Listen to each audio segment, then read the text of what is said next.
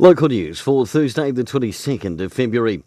Kiwi Rail is reaping the benefits of an innovative growth strategy for its forestry business designed to make the best use of its wagon fleet. Chief Executive Peter Reedy sees significant volumes of logs are now moving to Port Napier and Centreport from log hubs including Masterton rather than travelling by road. Its financial result released Tuesday shows an 8% revenue increase in its overall forestry business in the 6 months to December.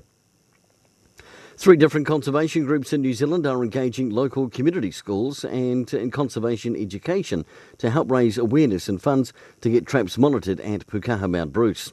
They currently have over 30 wild kokako in their 942-hectare reserve, with a project aiming to increase the number of wild kokako at Pukaha to over 100.